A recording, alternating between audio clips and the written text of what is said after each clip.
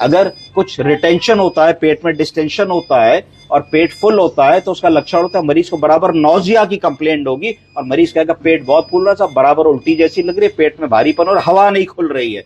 उस स्थिति में आप आरटी इंटूबेशन करते हैं और मरीज को बहुत जल्दी आराम आ जाता है। हम लोगों ने भी इनको आरटी इंटूबेट की।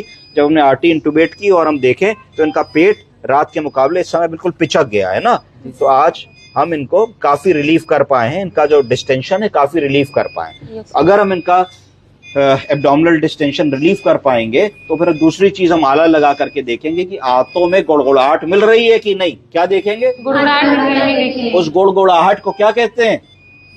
Bowel sound. Bowel sound. नाभि के आसपास आले को 2 मिनट रख के सुनेंगे, गोड़ गोड़ गोड़ गोड़ आवाज आएगी। जैसे कि जब हम लोगों को भूख लगती है तो पेट में कैसी आवाज आती है? गुड़ की आवाज। वही मरीज की भी आएगी। तो अगर वो गोड़ गोड़ की आवाज आने लगी तो इसका मतलब आते फिर चल गई, तो फिर हम राइल्स ट्यूब को निकालेंगे नहीं पर ब्लॉक कर देंगे और मरीज से कहेंगे 1 गिलास नारियल पानी पी के दिखाइए, थोड़ी देर बाद दाल का पानी पी के दिखाइए, 4 घंटे बाद थोड़ा मट्ठा पी के दिखाइए। अगर मरीज की हवा खुलने लगी, पेट पिचक गया, कोई उसको उल्टी मछली नहीं हो रही है, उसने खाना टॉलरेट कर लिया, तो अगले दिन सेमी सॉलिड डाइट देंगे और फिर नाक की नली हम निकाल देंगे। इस तरीके से हमने सब एक्यूट इंटेस्टाइनल ऑब्स्ट्रक्शन का मैनेजमेंट कर लिया और मरीज हमारा ठीक होकर के घर चला गया। और अगर दिमाग में कोई कीड़ा है, अल्ट्रासाउंड सीटी स्कैन में ऐसा दिखता है कि मेलिग्नेंसी हो सकती है, कैंसर हो सकता है, तो ये एक डिफरेंशियल डायग्नोसिस है। क्या है?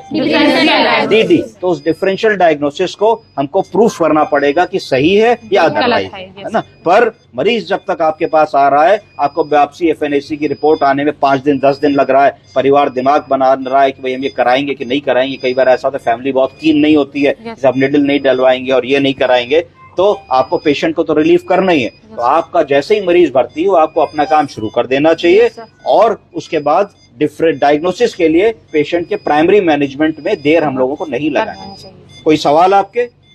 सर एक क्वेश्चन है। हाँ। जैसे सर आप नली लगाते हैं, हाँ। तो सर उससे कोई प्रॉब्लम नहीं होगी? जैसे नली के थ्रू आते हैं, मतलब जो आप बोल रहे हैं मल बाहर हो जाता है, जो भी खाता है, तो उससे कोई प्रॉब्लम तो नहीं? नली के थ्रू मल आना ही नहीं चाहिए, है ना, क्योंकि नली तो पेट तक जाती है। पर बहुत बार ऐसा होता है कि मरीज को इतना सीवियर ऑब्स्ट्रक्शन होता है कि हम लोग नली डालते हैं और नली से भी मल आता है, तो खराब संकेत। Yes sir. उसमें हम लोगों को पेट की और आंतों की एंजियोग्राफी करके चेक करना पड़ता है कि क्या मैटर हो रहा है। Yes sir. Contrast CT scan CT करा करके देखना पड़ता है। कई बार ऐसे केसेस में आंतों में छेद हो जाता है। जब छेद हो जाता है तो मल पेट में आ जाता है। जब मल पेट में आता है तो उसको क्या कहते हैं?